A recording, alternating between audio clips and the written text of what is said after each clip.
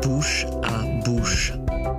Ta bouche, leur bouche, sa bouche, ma bouche, ses bouches, des bouches, bouche à bouche. Un podcast de rencontres artistiques. Bonjour.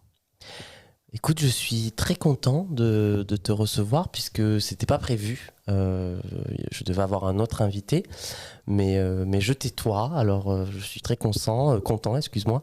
Est-ce que ça va, Gauthier ? Ça va bien. Je te remercie. Merci de m'inviter, même si c'était pas prévu. Je suis très content. Alors, on va commencer cette entrevue un peu particulière, non pas par un mot, mais je vais te poser tout de suite la première question.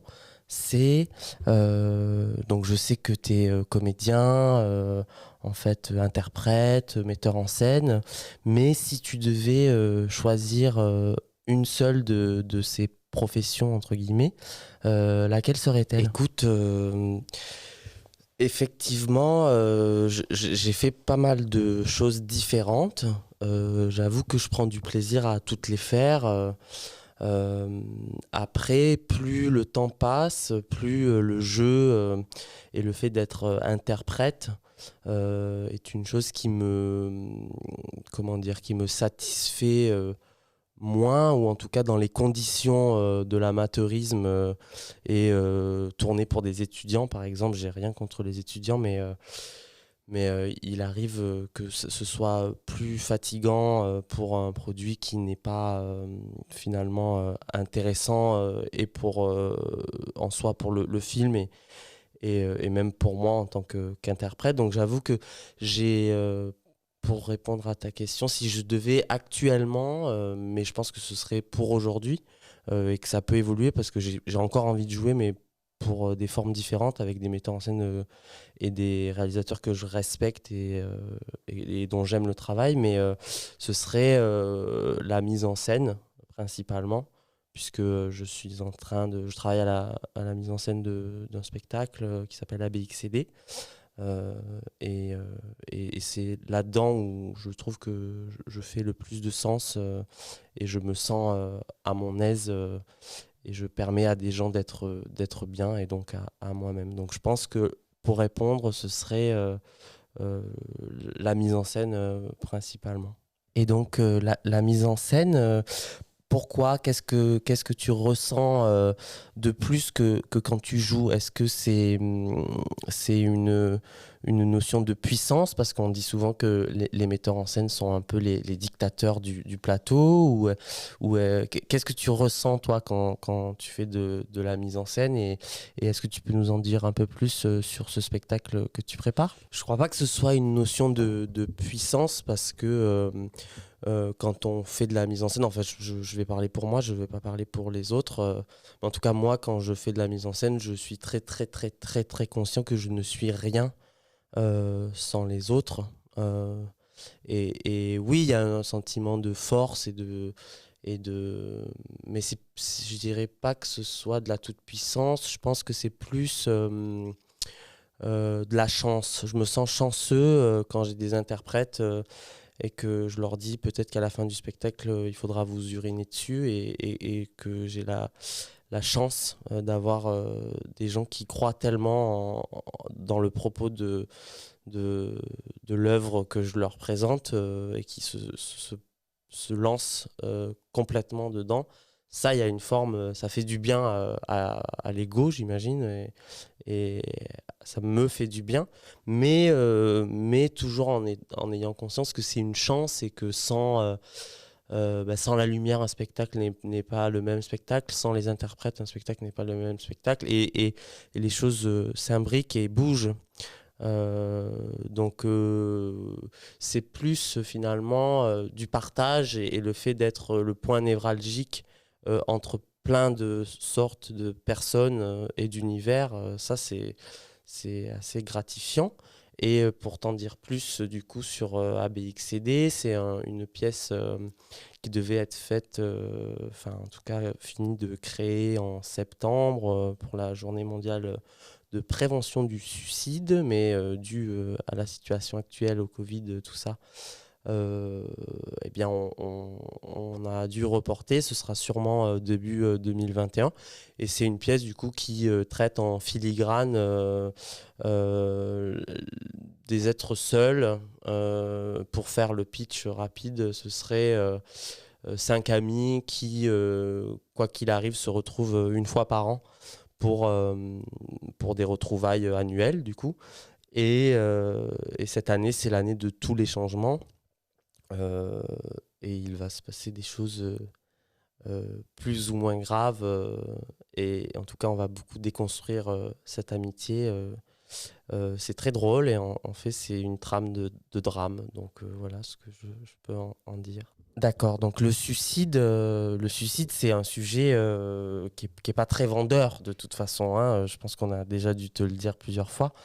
Euh, Comment ça se passe? Est-ce que tu trouves des financements? Est-ce que tu as des appuis ou pas? Et qu'est-ce que toi, tu aimerais en faire de cette pièce-là? Eh bien, oui, c'est pas vendeur du tout. Mais après, est-ce que quand on fait un spectacle, on a la nécessité de vendre? Certains diront que oui, moi j'ai envie de croire que non. Même si parfois je déchante, effectivement. Moi, ce spectacle-là, je l'ai écrit il y a, il y a 8 ans. Donc, c'est 4 comédiens au plateau, pas mal de voix off, un peu de projection. Donc, c'est quand même quelque chose de difficile à monter. Je pense que je me sentais pas prêt du tout à le monter, même de manière amateur, entre guillemets, c'est-à-dire sans payer les gens. Euh, Parce que c'était lourd et quand tu es autodidacte et que tu n'as pas de fond, bah, tu crois pas que tu es capable de faire ça. Et en fait, on te fait comprendre aussi que c'est pas facile, on te le répète souvent.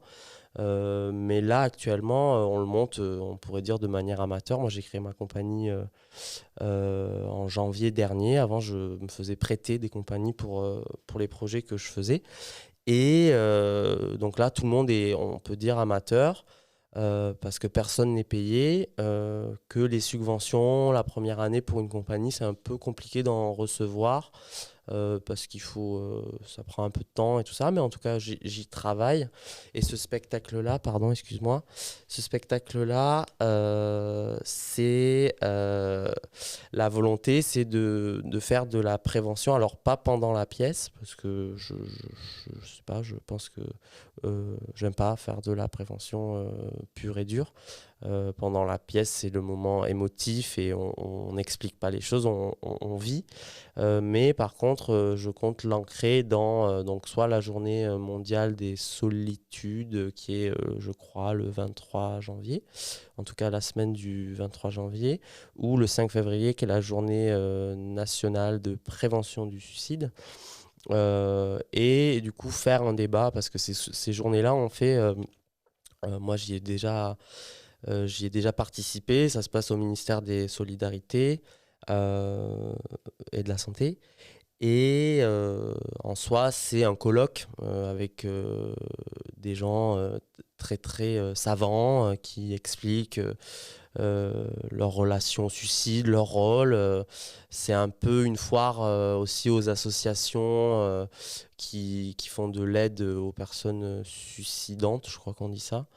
Euh, et qui pitch un peu parce qu'il y a des financements. Mais moi, ce qui m'intéresse de faire, c'est de sortir justement de ce cadre-là et d'amener un débat avec des intervenants qualifiés, un psychologue, un médecin, un artiste, enfin plusieurs personnes, à débattre après la pièce, donc à faire un bord plateau, comme on dit, sur le sujet plus large de l'art est-il un outil de prévention contre la solitude, l'isolement et donc le suicide.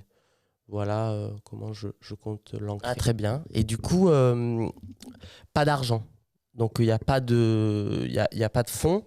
Euh, et est-ce que toi, tu en souffres ou est-ce que pour l'instant, tu fais avec et comment tu vis est-ce que tu te considères professionnel du coup, vu qu'il n'y a pas il n'y a pas d'argent et est-ce que être professionnel, c'est être rémunéré par son exercice ou pas? Je crois qu'effectivement, oui, il y a la notion d'argent, c'est-à-dire que quand on travaille, on doit être payé.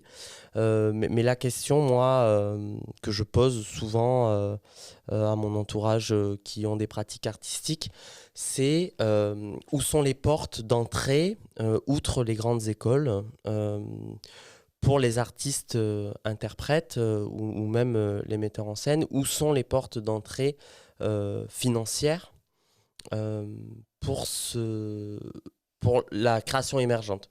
Et donc, il y a certains dispositifs qui existent, mais très souvent, c'est pas rémunéré ou c'est des espaces de résidence. Et il y a de la subvention et tout ça, mais ça demande, je pense, à mon goût, c'est un métier d'administrateur et non pas d'artiste. Alors maintenant, tous les artistes sont auto-entrepreneurs un peu. C'est un statut, moi, que je me refuse à avoir. L'intermittence, c'est un statut aussi que je refuse pour l'instant d'avoir parce que en fait, je considère que quand on fait des métiers de passion comme ça, on a envie on a envie de le faire tout le temps. Et effectivement, l'intermittence permet la jachère et permet du temps pour la création. Donc ça, c'est très important. Mais je pense que quand tu travailles beaucoup, enfin moi, j'ai toujours fonctionné comme ça.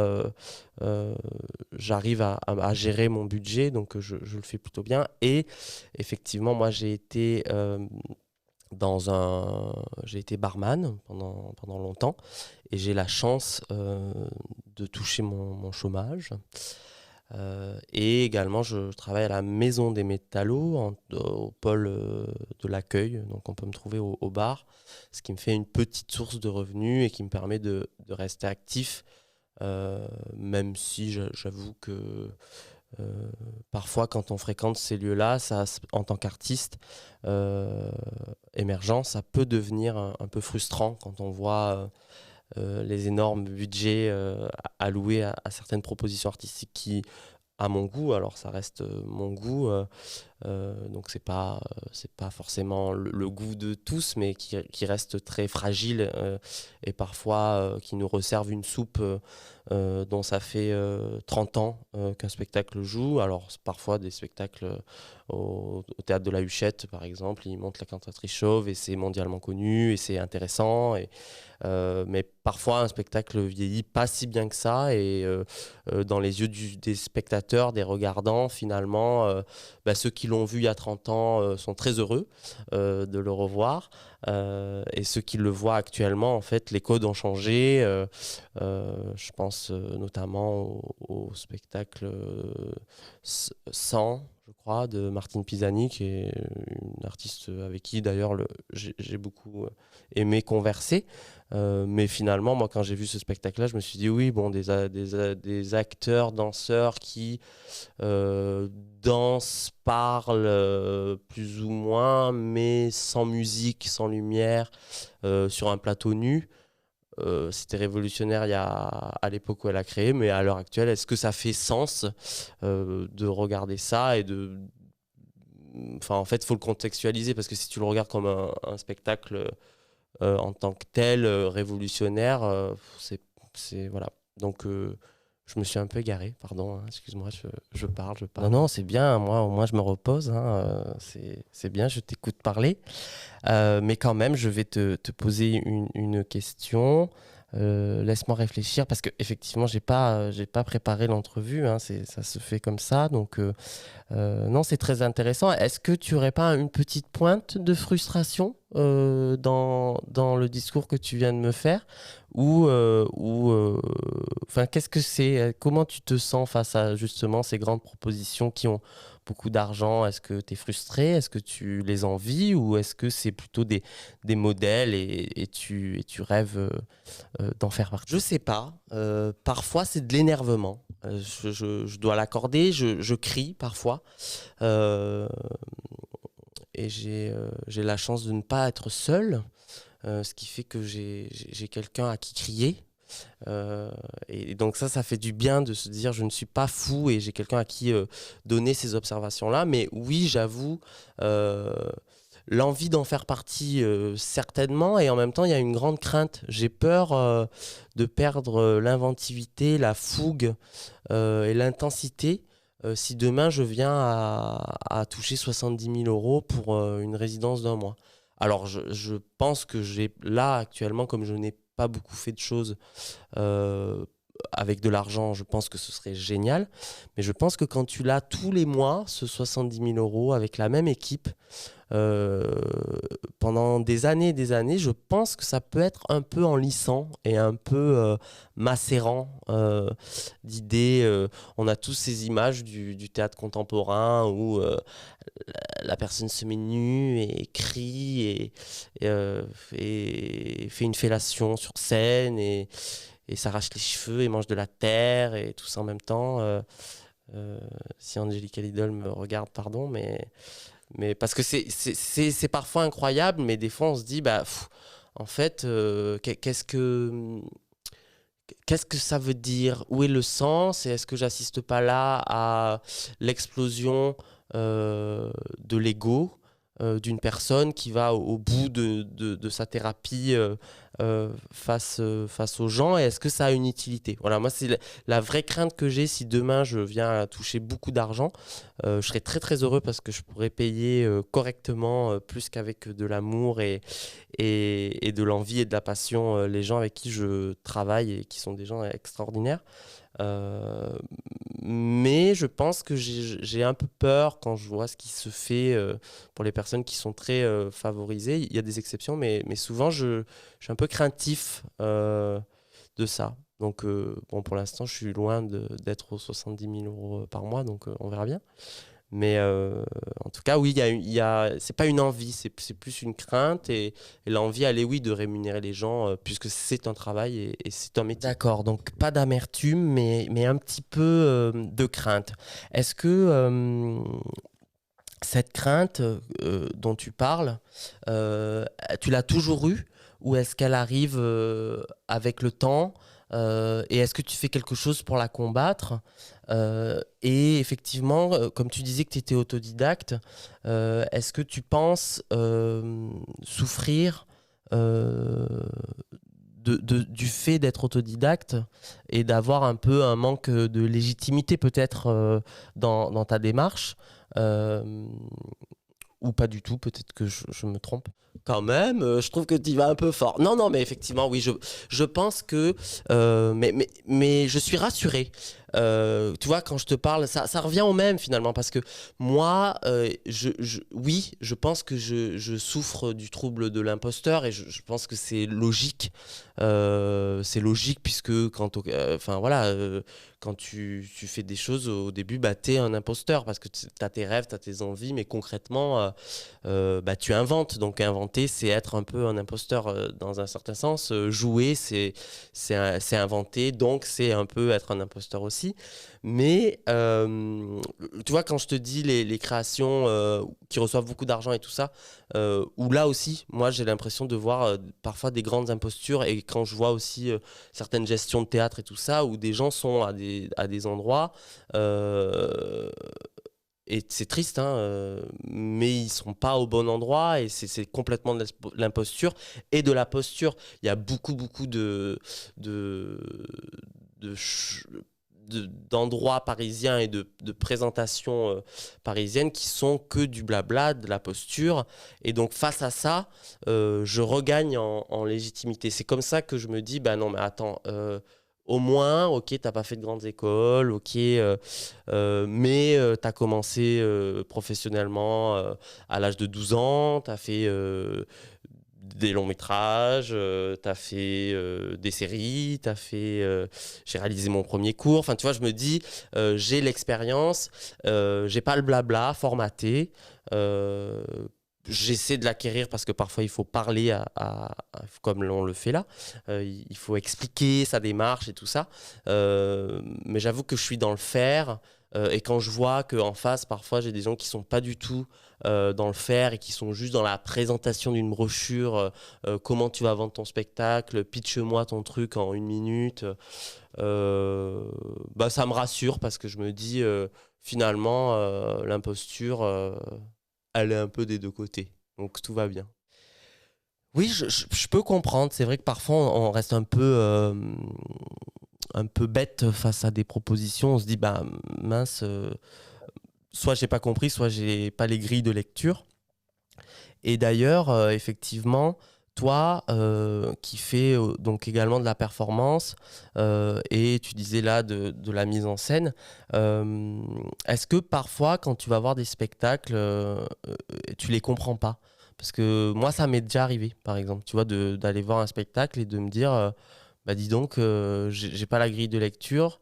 Toi, ça t'est déjà arrivé? Je pense que ça nous est tous un peu arrivé, mais il y a deux sortes, moi, que je mettrais quand même un peu en avant. C'est le fait que parfois on ne comprend pas une proposition, mais il n'y a pas forcément besoin de comprendre, notamment du coup avec Nathalie Béas, avec qui j'ai eu la chance de travailler sur 2 formes. L'artiste, le comédien est technicien et on est à l'œuvre d'images. Au service d'images, mais parfois c'est de l'art sensible où il ne faut pas chercher à expliquer. Donc ça c'est moi ce que j'adore. C'est quand tu as les frissons, mais tu ne peux pas expliquer pourquoi. Tu as une émotion forte, vive, qui te prend, mais tu ne peux pas expliquer pourquoi. Ça, j'aime beaucoup. Après, effectivement, quand je sors et que je suis dans la neutralité, et je me dis, en fait, j'ai peut-être été pris pour un con et j'ai pas compris. Moi, j'ai tendance à dire, souvent on essaie d'excuser parce que c'est de la démarche de l'artiste. Et moi, j'ai tendance à dire que si ton spectacle réellement laisse froid, et sur le long terme, parce que parfois aussi, il faut que ça décante et on comprend des choses le lendemain. Mais si sur le long terme, il y a des propositions moi, que j'ai vues, je vais arrêter de citer des gens, je vais me faire trop d'ennemis, mais proposé notamment en co-réalisation avec le Théâtre de la Ville et la Maison des Métallos. Peut-être que... voilà. Et effectivement, non, enfin, le propos, tout ça, c'est creux. Et là, je me dis que c'est un spectacle qui est raté. Et il faut dire, en tout cas, qui est raté pour toi. Et je pense qu'il faut s'autoriser, pas se blâmer en tant que spectateur, de dire bah, j'ai pas les codes, je lis la Bible, je la comprends pas. Si la proposition elle est pas assez claire et que même après du temps, tu n'arrives pas à te dire ok, je me souviens de ce spectacle-là, ça m'a fait ça. Finalement, en fait, j'ai ressenti des choses. Si ça t'a laissé de marbre, c'est que soit ça te touche pas et ça peut arriver. C'est un langage qui te convient pas, mais ça peut aussi dire que le spectacle n'est pas bon et qui fonctionne pas et que ça touche pas des bons ressorts, en tout cas pour toi. Il faut s'autoriser à le vivre, à dire j'ai pas compris et j'ai pas aimé. Ça fait pas de toi un mauvais spectateur, je pense bien au contraire. Il faut s'autoriser ça. Il y a rien de pire qu'un spectateur qui dit mais en fait c'était peut-être bien mais j'ai pas compris. Bah non, c'était pas bien, t'as pas compris. Donc ça me rassure parce que parfois j'étais un peu complexé, effectivement. Ça pouvait m'arriver. Eh bien, écoute, pour finir, tu sais, c'est le moment libre. Je te laisse ton petit moment libre. On aurait pu parler des heures, hein, parce qu'on a plein de choses à se raconter. Mais bon, faisons ce petit moment libre. Puis à la fin, je te demanderai un petit mot aussi. On va faire comme pour les autres. Ok? Parfait, très bien. D'ailleurs, c'est un mot que j'aime pas beaucoup. Ok. Je vais peut-être faire mon moment libre sur ça. Mais non, c'est pas très intéressant. Mais disons d'accord, c'est plus joli. J'ai pris mon petit carnet, mais c'est un carnet récent où il y a plus des notes de mise en scène, donc c'est peut-être pas forcément intéressant. Mais si j'ai peut-être un texte que j'ai écrit J'ai... Oui, ok, je vais lire ça. Je l'ai écrit dans le métro il y a 2 jours. Ou hier, je crois. C'était la première fois que je réécrivais. Pendant le confinement, j'ai pas réussi à écrire du tout de nouvelles formes. Rien du tout. J'étais complètement paralysé à ce niveau-là. Et là, j'ai réécrit. C'est pas bon. C'est nul ce que j'ai écrit, mais je vais quand même... Enfin, c'est nul. Faut pas que je me juge comme ça, mais c'est pas le meilleur texte que j'ai écrit. Selon moi, encore une fois. Si je le trouve, hein, parce que là, je meuble, mais... et en fait, j'écris souvent dans le métro. Et là, j'ai repris le métro et j'ai eu l'envie d'écrire. Et j'ai écrit un petit truc, mais si je le trouve, parce que... Ah non, je fais toujours à l'envers. Ok. Voilà. Et puis j'ai fait un petit dessin aussi qui est un peu violent. Alors voilà. Je sais pas si je vais réussir à me relire, mais bon, lisons ça. On va voir ce que ça donne. Museler, si l'intention était de faire taire, c'est gagné. Derrière ces bouts de tissu se cache la vie, un sourire, des lèvres, un nez. Nos émotions étouffées, ravalées, tentent de s'échapper par les yeux se plissant, le front, ou même les doigts qui provoquent des gestes à l'italienne. Même si je veux sourire, cette partie de mon visage reste immobile aux yeux de l'autre. Certains jours, l'abandon de cette partie faciale est si forte qu'elle tombe dans une sorte d'oubli. Je reprends le métro. Toutes ces têtes masquées me redonnent l'envie d'écrire. Il y a peut-être le retour des regards, ceux qui fouettent ou bien qui caressent, ceux qui fuient ou qui transpercent. Peut-être est-ce également la remise en mouvement des corps. Si je fais abstraction de ces bouts de tissu qui nous obstruent, j'ai bien peur que le monde de demain ressemble étrangement à celui d'hier. Le retour à la norme du profit, roi, coupeur de tête, broyeur des élans, je vais réussir à lire, des élans enthousiastes, me semble bien acté. Voilà, bon, bah c'était un peu triste, pardon. Mais voilà, c'est ce que j'ai écrit, donc ce sera mon moment libre. Bah merci pour ce moment.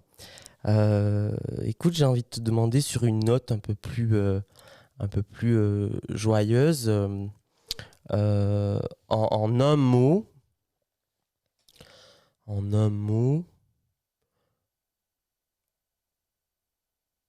un mot qui te fait sourire. Comme je sais que tu dis souvent sans juger, bulle. Ouais, bulle, ça me fait sourire. Bulle.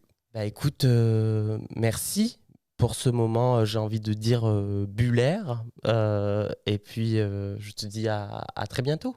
Bah merci pour ce moment. Qui était du coup pas... C'était une invitation non-invitation, mais je suis content de l'avoir accepté. Et oui, à très bientôt. Merci. Chut. Bouche à bouche, c'est terminé pour aujourd'hui. Mais promis, on réouvre très vite nos bouches.